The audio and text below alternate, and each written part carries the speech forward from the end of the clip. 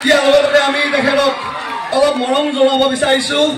আমি তেখেতক 19 সংখ্যক সদৌ সংসদীয় ছাত্ৰ সন্থা কেন্দ্ৰীয় প্ৰতিষ্ঠা দিৱসৰ এটি স্মাৰকে আমি তেখেতক এই মঞ্চলৈ স্বাগতম জনাব বিচাৰিছোঁ। আমি তেখেতক সদৌ সংসদীয় ছাত্ৰ সন্থা সহকাৰী সম্পাদক অৰ্বন বৰা ডাঙৰীয়াক এটি স্মাৰক প্ৰদান কৰিবৰ বাবে আমি অনুৰোধ জনাইছোঁ।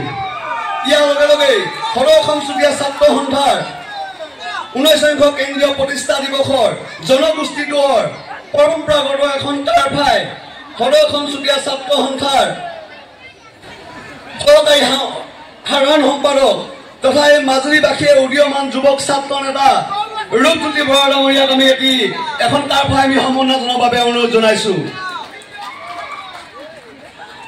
সদৌ সংসদীয় ছাত্ৰ সন্থাৰ উপসভাপতি লক্ষী বৰা ডাঙৰীয়াক 19 সংখ্যক কেন্দ্ৰীয় প্ৰতিষ্ঠা দিৱসৰ মুখপত্ৰ এখনে আমি জনপ্ৰিয় গায়িকাক আমি আদৰণি জনাবৰ বাবে অনুৰোধ জনাইছোঁ। ইয়াৰ লগে লগে আমি অনুৰোধ জনাম আমাৰ মাজত উপস্থিত আছে সদৌ সংসদীয় ছাত্ৰ সন্থা 19 সংখ্যক কেন্দ্ৰীয় প্ৰতিষ্ঠা দিৱসৰ সহযোগিতাৰে সহায় সহযোগিতা আগবঢ়োৱা সাধাৰণ সম্পাদক দীপক খনিকৰ ডাঙৰীয়া আমাৰ মাজত আছে। আমি দীপক খনিকৰ ডাঙৰীয়াক এখনি ফুলাম গামোচাৰে আমি স্বাগতম জনাবৰ বাবে আমি অনুৰোধ জনাইছোঁ।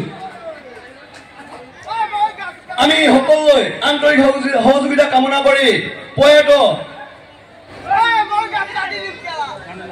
আমি সৌভাগ্যপৰম এই মুহূৰ্তত জনপ্ৰিয় গায়িকাগৰাকী এখন ছবি অংকন কৰি আনিছে। আমি সেই ছবিখন জনপ্ৰিয় গায়িকাগৰাকীক আমি প্ৰদান কৰিবৰ কাৰণে আমি অনুৰোধ জনাইছোঁ। Thank you. সদৌ সংসদীয় ছাত্ৰ সন্থা জিন্দাবাদ, সদৌ সংসদীয় ছাত্ৰ সন্থা জিন্দাবাদ, সদৌ সংসদীয় ছাত্ৰ সন্থা জিন্দাবাদ। আৰু আমি সকলোকে মঞ্চ খালী কৰি দিবৰ বাবে অনুৰোধ জনাইছোঁ যে আমি অকল কেৱল শিল্পীৰ বাহিৰে আমি ছাত্ৰ সন্থা কৰ্মকৰ্তা সকলোকে আমি এই মঞ্চ খালী কৰি দিবৰ বাবে অনুৰোধ জনাইছোঁ। ধন্যবাদ।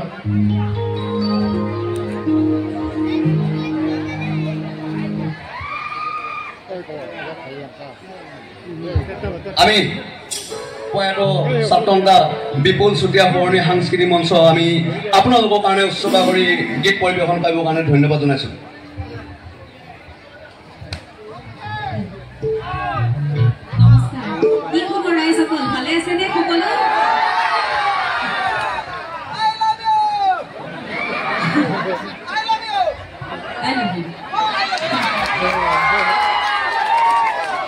পোনপ্ৰথমতে আজি এই সুন্দৰ মঞ্চখনত আমন্ত্ৰণ কৰি অনাৰ বাবে সমূহ কৰ্মকৰ্তা তথা উপস্থিত সকলো ৰাইজলৈ আন্তৰিক ধন্যবাদ জ্ঞাপন কৰিছোঁ। আৰু আপোনালোকৰে মৰম আশীৰ্বাদ সহযোগ বিচাৰিয়ে আহিছোঁ। আপোনালোকৰ মাজলৈ আহিবলৈ আমাৰ সৌভাগ্য হৈছে। সদৌ অসম চুতীয়া ছাত্ৰ সন্থাৰ প্ৰতিষ্ঠা দিৱস উপলক্ষে আজি এই সুন্দৰ আয়োজন দেখি আমাৰ খুব ভাল লাগিছে আৰু ইমানবোৰ দৰ্শক সঁচাকৈ খুব ভাল লাগিছে। আপোনালোকৰ মাজত অকণমান সময় আমি একেলগে গীত মাতেৰে কটাবলৈ আহিছোঁ। যদি আমাৰ অনুষ্ঠানত কিবা ভুল হয় একেবাৰে নিজৰ বুলি ভাবি যেন ক্ষমা কৰে আৰু সকলোৰে সহযোগ পালে ভাল লাগিব। আপোনালোকৰ আশীৰ্বাদ বিচাৰি আমাৰ অনুষ্ঠান আৰম্ভ কৰিবলৈ লৈছোঁ।